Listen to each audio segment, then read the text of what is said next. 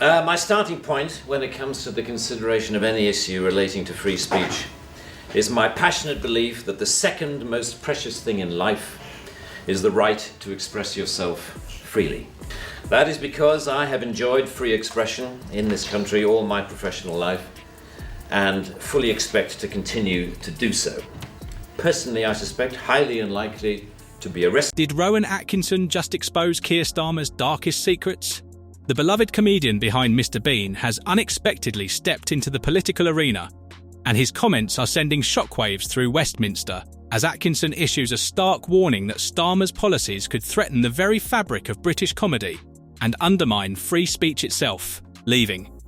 politicians scrambling for answers. And before we go any further, if you appreciate this content, please take a second to like the video and subscribe to the channel. Over 98% of viewers watch without subscribing. It costs nothing but makes a huge difference. Thank you. Now back to the story. Because Atkinson's sudden foray into political commentary has caught many off guard, with a man known worldwide for slapstick humour and razor-sharp wit now emerging as a serious and vocal critic of Labour, creating a striking contrast between the entertainer, who has spent decades making millions laugh, and the campaigner now sounding the alarm over what he sees as a growing threat to free expression in Britain. Like the man arrested in Oxford for calling a police horse gay, or the teenager arrested for calling the Church of Scientology a cult because of the undoubtedly privileged position that is afforded to those of a high public profile. So my concerns are less for myself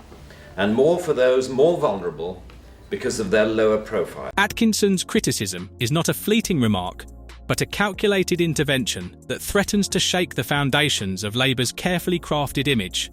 because he is not mincing his words about the direction Keir Starmer is taking the party,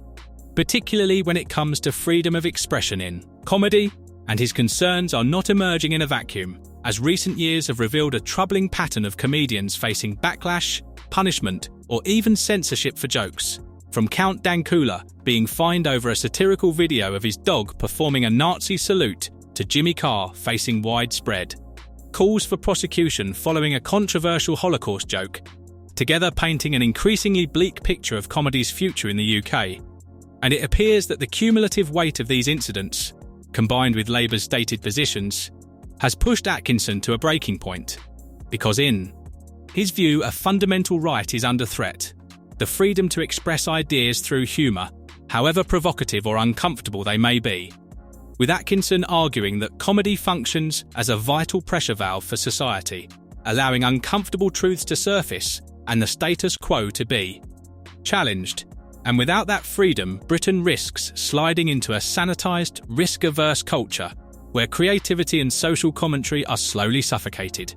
making the timing of his intervention especially significant as Labour brands itself as the party of change, because his warning exposes a potential Achilles heel in Keir Starmer's platform and raises uncomfortable questions about how Labour's approach could affect not just comedians, but anyone who values free expression in Britain. Atkinson's concern goes straight to the heart of what many now see as a troubling disconnect between Keir Starmer's public promises and the real-world consequences of Labour's agenda. Because the man who once cast himself as a defender of free speech and a champion of the arts appears, at least two critics, to have drifted sharply away from those commitments, with recent Labour policies provoking anger among comedians who describe them as censorious in the most intimidating sense, raising uncomfortable questions about what lies behind this apparent shift and how deep the hypocrisy really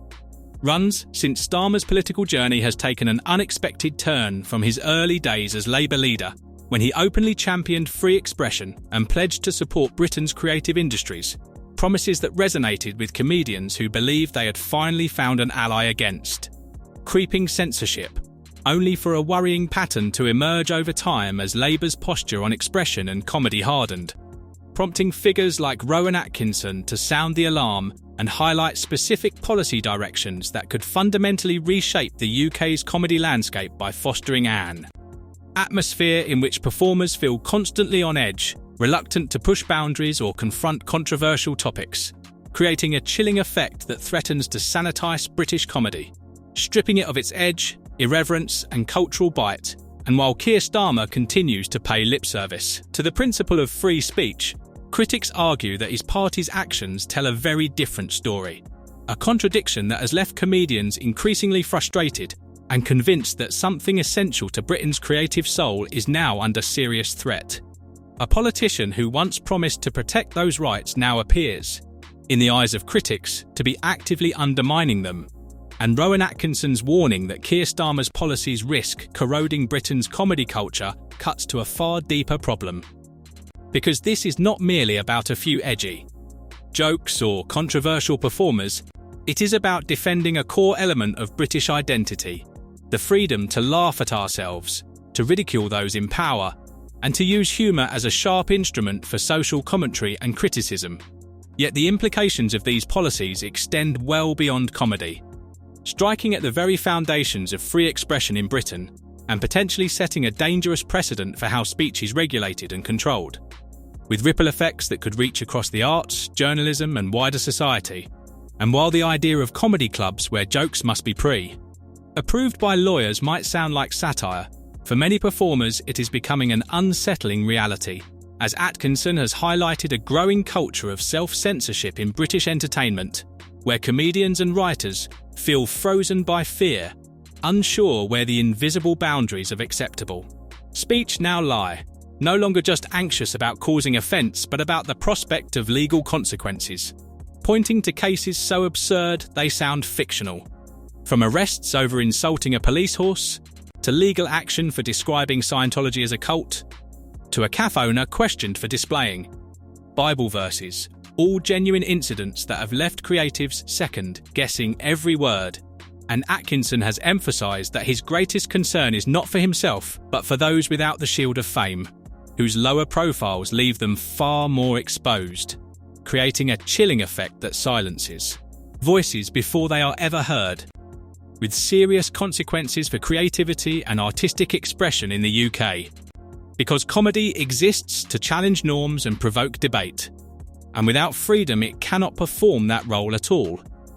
If comedians are forced to constantly look over their shoulders, they can no longer fulfil their vital social role, and the result is a sanitised, toothless version of British humour stripped of its ability to confront controversy or speak truth to power, risking lasting damage to a nation renowned for sharp wit and biting satire, as the rich and diverse cultural landscape that produced some of the world's most iconic comedians risks sliding into a bland, homogenised wasteland of safe jokes and unchallenging content. Yet all hope may not be lost, because as public awareness grows, and more voices echo Rowan Atkinson's warning, a pushback against creeping censorship is beginning to take shape, raising the question of whether it will be strong enough to reclaim Britain's proud tradition of fearless comedy, especially as a noticeable shift in public mood appears to be emerging, with changing attitudes toward free speech and humour unsettling Westminster, and revealing a widening alliance of people frustrated by political correctness and censorship, turning Atkinson's remarks into a rallying cry for those who feel their right to laugh is under threat, with social media erupting in support for comedians and calls to defend free expression spreading rapidly across platforms, signalling not just fleeting outrage but a deeper roar of discontent, even as this growing movement collides with demands for tighter speech controls, sharpening a cultural divide now playing out across debates and discussions nationwide in what increasingly resembles a battle for the very soul of British humour. The polls paint a stark picture of this shifting landscape, with a clear majority voicing deep concern about the chilling effect censorship is having on artistic expression, and warning that the very essence of British comedy, its fearless instinct to push boundaries and challenge authority, is now under threat, a sentiment that cuts cleanly across traditional political divides and unites people who otherwise disagree on almost everything. And what is especially striking is the emergence of a grassroots movement rallying behind comedians and free speech, as protests, petitions and public campaigns gather momentum, with ordinary citizens stepping forward to defend their right to laugh without fear of repercussions, catching politicians off guard and forcing them to reassess long-held assumptions. because the consequences for British politics and culture are profound. With this growing movement likely to influence future elections and campaign narratives, as candidates are compelled to address public anxiety over free expression if they hope to connect with voters who feel betrayed by current leadership, serving as a powerful reminder that in a democracy authority rests with the people. And right now, many are demanding the freedom to laugh openly, turning comedy into an unexpected battleground for fundamental rights, and leaving one crucial question hanging in the air: will politicians finally listen, or will they continue to underestimate the power of a well-aimed joke to shift the national mood?